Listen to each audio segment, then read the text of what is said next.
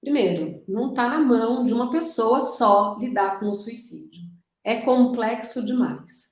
E é uma responsabilidade da sociedade, do poder público, das escolas, das universidades, das instituições e do conhecimento de famílias, amigos e também de indivíduos, mas não só de indivíduos.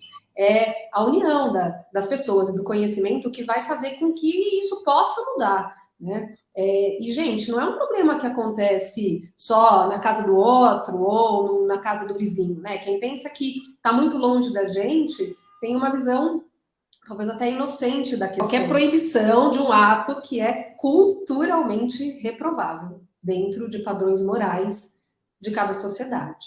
Ele pode mudar com relação à história, mas ele é criado a partir de convenções religiosas, culturais e sociais. Então, quando a gente tem uma religião que fala que suicídio é falta de Deus no coração, isso é um tabu enorme. Quando coloca que ele é o maior dos pecados, isso é terrível na forma de ver e de lidar. A gente não fala abertamente sobre o tema, a gente tem medo, tem muito medo ainda de se usar a palavra suicídio. A gente pode falar suicídio, é disso que a gente está dizendo hoje. Então as pessoas ainda acabam falando, a pessoa está pensando em besteira, está pensando em fazer bobagem, tem uma interdição muito velada ao tema. Eu não tenho dúvida que de 20 anos para cá a gente tem falado muito mais e com mais responsabilidade também.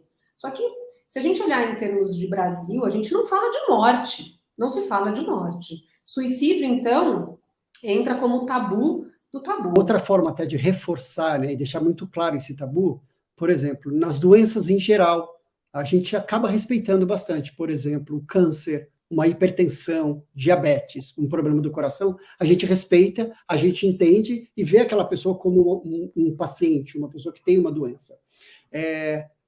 Isso você acha que o suicídio ele é mais visto como um comportamento do que um reflexo em relação à questão da saúde?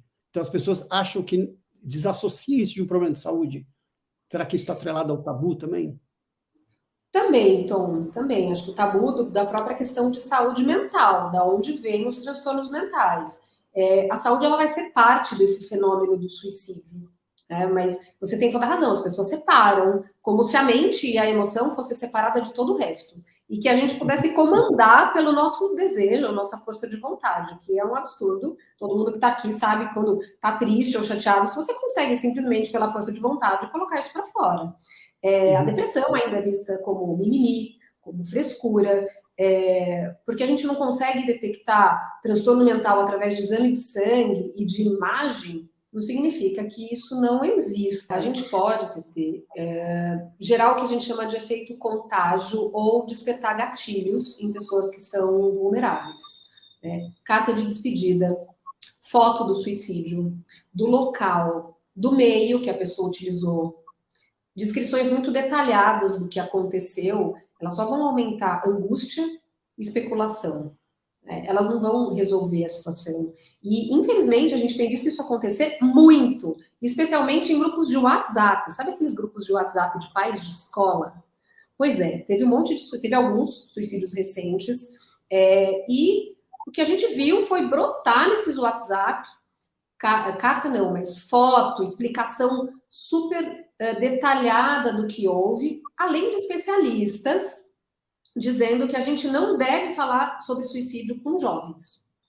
A gente deve, a gente pode, porque jovem fala entre eles. Eles vão ver isso em série, eles vão falar com outras pessoas. É igual a gente achar que jovem não fala de sexo. É claro que eu imagino que de sexo eles falam muito mais. Porém, eles falam de suicídio. E a gente precisa ter esse diálogo. Então, a crise política em que a gente está mergulhado, a crise de fome em que a gente está mergulhado, 33 milhões de brasileiros, pelo menos, falam em insegurança alimentar, mas na prática é fome, prato vazio, né? Existem vários fatores coletivos aí que nos pressionam de diferentes maneiras. É claro que não reagimos de maneira igual, mas você não acha, Karen, que muitas vezes a gente torna o suicídio uma questão particular e individual, quando muitas vezes parte dos fatores justamente é macro, é coletivo? Perfeito, Juliana, concordo gênero, número e grau com o que você falou. Tem muitos fatores que vão ser coletivos. A gente não pode ter um olhar só individualizado para a questão do suicídio, senão é colocar mais um peso na cabeça da pessoa de que você também não resolve essa questão. Né? Então, relembrando um pouco dos multifatores, a gente tem questões sociais seríssimas. Né? Você falou muito bem, é fome mesmo, é falta de habitação, é falta de emprego, quantas coisas que têm aumentado os estressores. Né? Quanto mais estressores, mais difícil fica a convivência. Um jovem LGBT, por exemplo, quando ele está assumindo para uma família que não aceita e é vítima de violência, isso é muito sério, isso é um fator muito importante, é um fator coletivo, porque ainda assim a gente tem muito preconceito e muitos absurdos que são falados com relação a isso. Muito, inclusive, absurdos religiosos falados com relação a isso. A gente tem questões culturais, como os homens se matam 3 vezes mais do que mulheres. Por que isso? É só individual? É claro que não.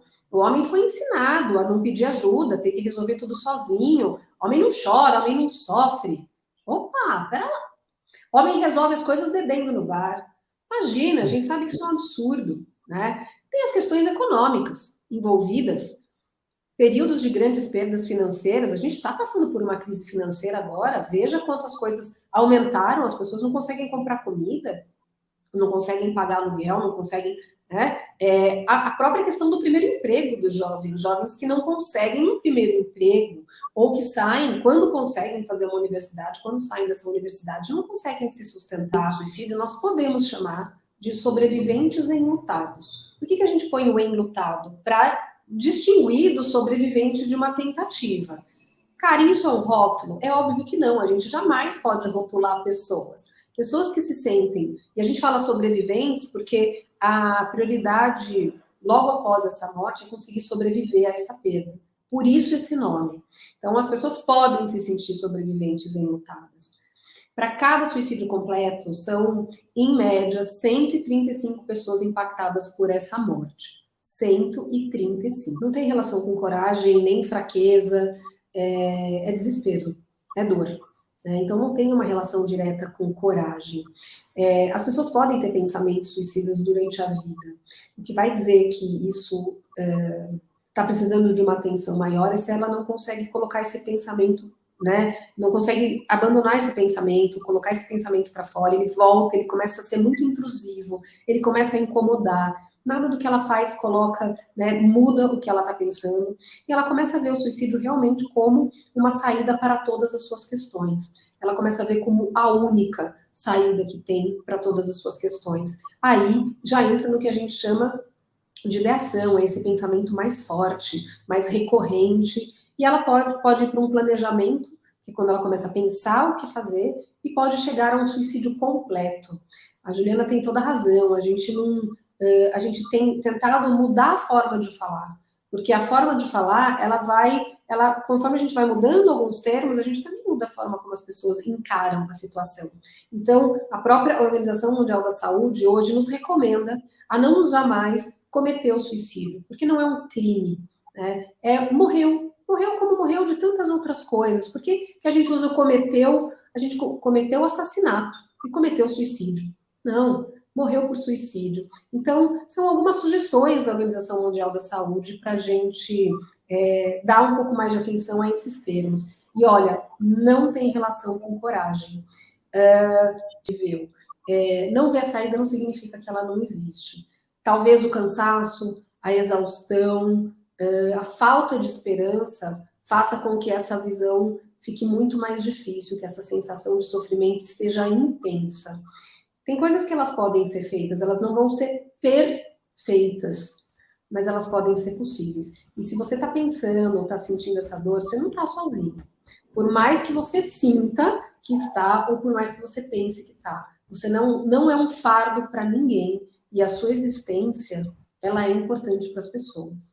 Fala com alguém, tenta identificar os teus gatilhos, O que está te levando? Quais são os seus fatores? Pede para alguém te ajudar a olhar esses caminhos. E acho que aí finalizo com a frase, né, de que o suicídio é para sempre. Os problemas não são. Tem CVV, tem mapa da saúde mental, tem um monte de lugar para procurar ajuda. Pode não ser rápido a solução, mas existem outras soluções. Então, fica. A vida te espera.